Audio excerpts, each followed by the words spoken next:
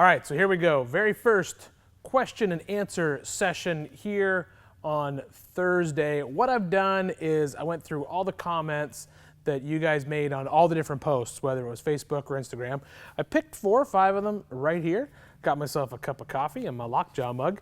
You can pick up one of these on the merch section on the Big Tire Garage website if you want your own, so you can be cool.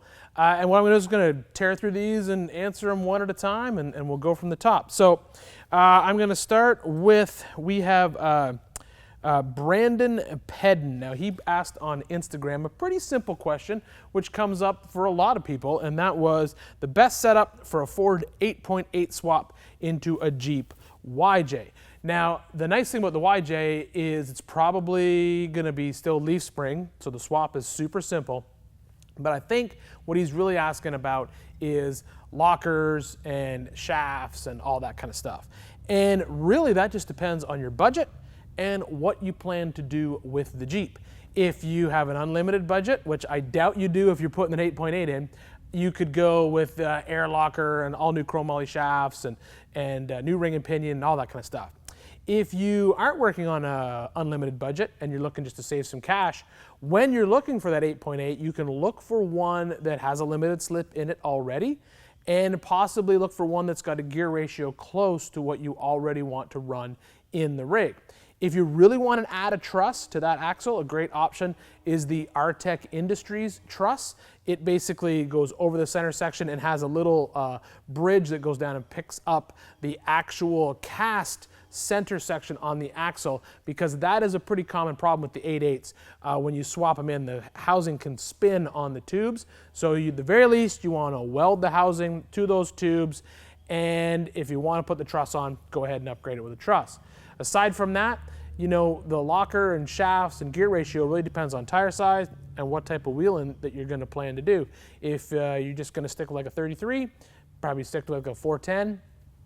Limited slip rear unless you plan on doing some serious wheeling. And then on the YJ, you can get away with a mechanical locker in the back. That's probably going to be the cheapest and best way to go. Hopefully that answered the question for you and for anyone else who's out there doing a YJ 8.8 swap or an 8.8 swap into anything. Also, one other thing you want to think of, there's a bunch of different 8.8s out there. There's drum and disc brake. Disc brake ones are good, but when you do the axle shaft upgrade, some of the aftermarket axle shafts don't work with disc brakes. So make sure you do that research when you're planning your axle shaft upgrade for your 8.8. So there you go, Brandon. Hopefully that helps you out. Next, here we go. Next question comes from _Justin_D on Instagram. Wants to know my thoughts on modifying a stock cage inside a TJ versus building a custom cage. And I'm just going to come right out and say it. A stock cage is designed for one rollover and one rollover only, and it's there to keep you alive in the case of an accident. It is not there for hardcore off-roading. So if you plan to do any type of serious wheeling with the rig, I would go ahead and get a new cage kit. Good news is there are tons of options out there, and I've used a lot of them. I've used ones from Genrite, I've used ones from TMR, and I've even built my own custom cage. The nice thing about the TJ is it's such a popular platform. You can go ahead and order basically a weld it together roll cage. It'll come with all the feet, all the tubes, they're notched, they're ready to go, and you can pretty much get a good cage inside that Jeep. If you don't want to go that route, the next option would be either to build your own or get a off-road shop to build you a hardcore cage for your rig. But I will be the first one to say it. If it was my Jeep and I was building it, I really wouldn't invest the money in stiffening up the stock cage. I would really just go for a good aftermarket cage kit and install that. I think you'll be much happier in the long run and much safer when you're out wheeling. Next, here we go. Ryan Chef, is it Chef Book? Ryan Chef Book. Ryan Chef Book. That's just a random personal question that I thought I'd throw one of these in here for fun. He wants to know why I have 2 Facebook pages that are essentially identical. So if you go on Facebook, you'll find 2 of me on there. You'll find Ian from Big Tire Garage and then you'll find Big Tire Garage. And that stems from back when I was doing another television show, and I had one page that was for everything that I did on that television show, and then one page for all of my personal stuff, which I did in the Big Tire Garage. When I left that show, I was no longer allowed to use that word from that show, so I had to rename the page, and that's why it's called Ian from Big Tire Garage and Big Tire Garage. What I try to do on the pages, I try to sort of split them up. I try to keep a lot of video content on the Ian from Big Tire, or no, sorry, other way around. I try to keep a lot of video content on the Big Tire Garage page and just posts on the Ian from Big Tire Garage page. I know it's confusing, and I'm sorry, but I didn't want to shut down a page that has just as many followers on another page that is on there as well. So there you go. There's your personal question for this week. Scott Davis, how to make leaf springs flex. Listen, I am a huge fan of leaf springs. I've got them in a bunch of different rigs. The key to making a leaf spring suspension flex is going to be you want really thin leaf packs. You can have multiple leaves, but you don't want that like one leaf pack that's got like a big master leaf that is super thick. If you have that type of leaf, it's really not there to flex. It's usually there to carry a load. Anytime I'm just basically scamming leaves out of something to use in a project like my M715 lockjaw, it has K5 blazer leaves on all four corners. What I do is I remove what's called the load leveler leaf, and that is the really sort of thick, flat leaf that sits on the bottom of the leaf pack. That helps with those leaf springs flex. But you can get leaf springs to flex. Trust me, if you don't believe it, here's a picture of the shop truck twisting up pretty good on some trails, and those are just YJ spring over leaves in the rear. So flexing leaf springs, it's really not that hard. The key is multi-leaf packs, really thin leaves, and get rid of that load leveler leaf that is in the back, and then you'll be good to go. Ooh, that's good coffee. Coffee is the key to getting stuff done during the day. Okay, Tyler Chavez, TJ rear shock relocation ideas.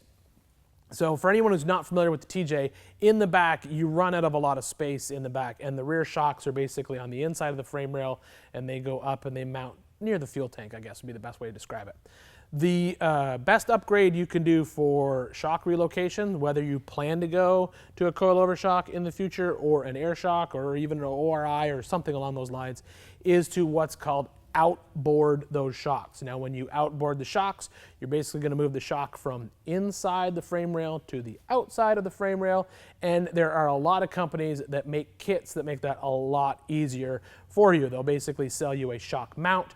You cut a slot in the frame, you French the shock mount in and weld it in, and that allows you to move the shock to the outside of the frame.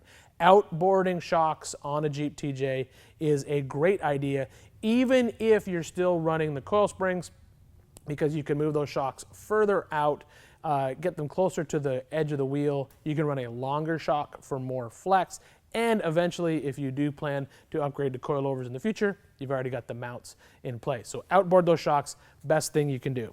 And this is the last question of the week, and this comes from Nick Valente. So here's a picture of what Nick sent me. He basically sent me a picture of a rocker panel, and he wants to know what is the best way to weld in a patch panel. Now, this gets a little bit tricky. I am not a body man, so I'm not probably the best person to answer this. My good friend Kevin Tates is. But the good news is he's taught me a few things over the last few months, especially when I've been working on this wagon here. The key to a good patch panel is all about prep, and you're chasing away rust. What you want to do is you want to basically get rid of as much of the rust as you can. Just keep cutting and cutting and cutting until the rust is gone, and then you want to basically weld your new patch panel to good metal. You want to do what's called a butt weld, which basically means you're going to slide the two panels up against each other, and then you're going to weld it together. You don't want to have them overlapping each other, because what happens there is any of the rust that's on the anything that still caused that original rust can get in between that lap joint and cause issues in the future. So the best advice I can give you is cut away all the rust, get back to good metal, and in the best case scenario, you want to do a nice butt weld joint, basically the two panels close together. You can use your MIG gun and just do a whole bunch of tickety tacks on there, get it all stitched, welded together, grind it all off. Be careful with the amount of heat you put into that panel, because if you put a lot of heat in that sheet metal, it is going to warp. So minimize heat input, small little tacks, don't go crazy with the grinder, and that's your best way to weld in a patch panel, as far as I can tell you. I am not a body man, once again, so there you go. That's the advice that I was given, so I'm sharing it with you. Now, here's the best part about this whole Q&A session. This is what I decided to do. I chose a random number of questions, and then I chose a random number in the computer with the random number generator, and one person is going to get some swag sent to them for asking one of these questions. So what I'm going to do is I am going to, let's see, I picked number, it's 3, so 1, 2, 3. So Ryan Chefbush. Ryan Chefbush, I'm going to be reaching out to you through social media, and I'm going to send you some Big Tire Garage swag. I'm also going to jump up into the swag pile at the front of the building here and pick out some extra stuff. I'll get your t-shirt size, send you a t-shirt and all that kind of jazz. So there you go, guys. There is our first ever Big Tire Garage Q&A session here in the shop. If you have any questions that you want answered, put them in the comments below. I will pick another random 5 questions next week, and we'll do it all again. Until then, have some coffee.